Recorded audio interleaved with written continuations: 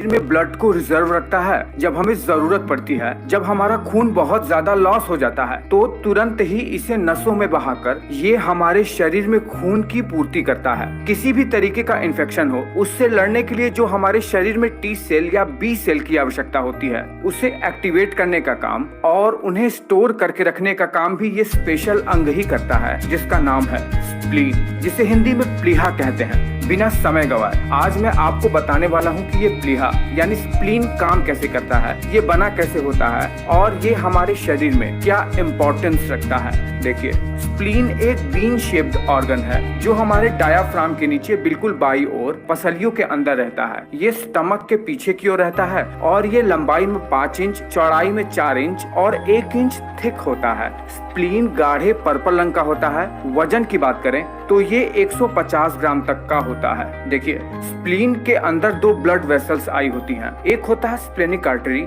जो स्प्लीन को oxygenated blood देता है और एक होता है स्प्लेनिक वीन जहां से डीऑक्सीजनेटेड ब्लड स्प्लीन से बाहर की ओर निकलता है। जब आप स्प्लीन के अंदर जाके देखते हो तो आप देखते हो कि स्प्लीन कई सारे कंपार्टमेंट में बटा हुआ है, बिल्कुल फूल की पत्तियों की तरह, जिसे ट्रैबेक्युले कहते हैं। इन ट्रैबेक्यूल से स्प्लीन में अंदर की ओर आई आर्टरी और वीन्स की ब्लड कैपिलरीज फैली रहती हैं। देखिए, जब स्प्लीन के अंदर ये आर्टरी और वीन के पतले पतले ब्लड कैपिलरी फैल जाती हैं तो इनके चारों ओर कुछ स्पेशल लिम्फॉइड टिश्यूज होते हैं जो स्प्लीन के वर्किंग में बड़ा रोल प्ले करते हैं और हमारे शरीर के लिए तो बहुत ज्यादा इंपॉर्टेंट है ये। देखिए, स्प्लीन में ये आर्टेरियोल्स के चारों ओर जो लिम्फॉइड टिश्यू घिरा रहता है उसे व्हाइट पल्प कहते हैं, जो शरीर में इम्यून सेल्स जैसे टी लिम्फोसाइट्स और बी लिम्फोसाइट्स के एक्टिवेशन और उनके स्टोरेज में बहुत ज्यादा इंपॉर्टेंट है। स्प्लीन में ये कुल टिश्यू का 25% होता है। वही वीन्स के ब्लड कैपिलरी के चारों ओर जो लिम्फॉइड टिश्यू घिरे रहते हैं उसे रेड पल्प कहते हैं, जो कि अनहेल्दी ब्लड सेल्स को फैगोसाइट करके उन्हें डेड कर देता है और उन्हें तोड़कर बिलीरुबिन और आयरन को अलग अलग कर देता है। ये स्प्लीन में 75% तक होता है। चलिए, आप ये तो समझ गए कि स्प्लीन के अंदर 2 प्रमुख लिम्फॉइड टिश्यू होते हैं, वो है रेड पल्प और व्हाइट पल्प। यही 2 चीज स्प्लीन में काम करते हैं और इम्यूनिटी और ब्लड के स्टोरेज में मदद करते हैं। अब देखिए, जैसे ही स्प्लीन में आर्टरी के थ्रू खून आता है तो इन आर्टेरियोल्स के चारों ओर जो व्हाइट पल्प घिरा रहता है वो व्हाइट पल्प बने होते हैं टी लिम्फोसाइट्स, मैक्रोफेजेस और बी लिम्फोसाइट से। देखिए, जैसे ही शरीर में जब भी कोई इन्फेक्शन आता है, वायरस वगैरह, जिसे शरीर की नॉर्मल सेल्स मार नहीं पाती है, तब हमारे ब्लड स्ट्रीम में उस वायरस के प्रति डेंड्रिटिक सेल एंटीजन लेकर आते हैं और व्हाइट पल्प में मौजूद टी लिम्फोसाइट्स को एक्टिवेट कर देते हैं और यही टी लिम्फोसाइट्स व्हाइट पल्प के फॉलिकल में मौजूद बी लिम्फोसाइट को एक्टिवेट कर देते हैं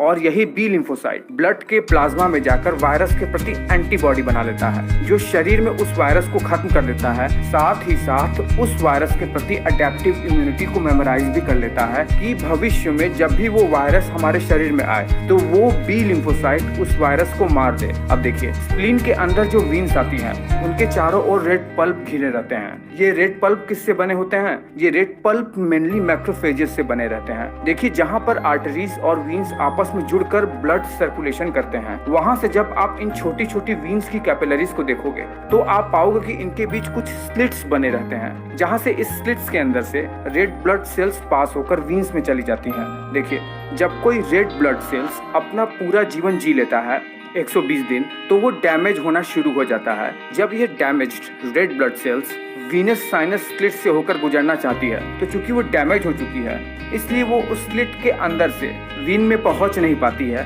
ये डिटेक्ट करके रेड पल्प के मैक्रोफेजेस इन्हें फैगोसाइट कर देते हैं और फैगोसाइट करके इन्हें ब्रेक डाउन कर देते हैं। आपको तो पता ही होगा कि रेड ब्लड सेल्स में हीमोग्लोबिन होता है जो कि मेनली आयरन से बना रहता है। तो इन रेड ब्लड सेल्स को फैगोसाइट करके स्प्लीन आयरन को तो अपने अंदर स्टोर कर लेता है और बाकी के जो प्रोटीन होते हैं और बिलीरुबिन उनको ब्लड स्ट्रीम में पहुंचाकर लिवर के थ्रू बाइल जूस बनाने में अपना रोल प्ले करता है। इस तरह से स्प्लीन में red pulp red blood cells को फैगोसाइट करने का काम करता है, उन्हें डिस्ट्रॉय करने का काम करता है जो डैमेज हो चुके हैं। तो अब आप ये बात समझ ही गए होंगे कि स्प्लीन का रोल शरीर में इम्यूनिटी को बनाए रखना है और दूसरा शरीर में ब्लड को स्टोर करके भी रखना है, बहुत ही स्मॉल अमाउंट में लेकिन बहुत ही जरूरी, और पुराने अनहेल्दी रेड ब्लड सेल्स को डिस्ट्रॉय करना भी है।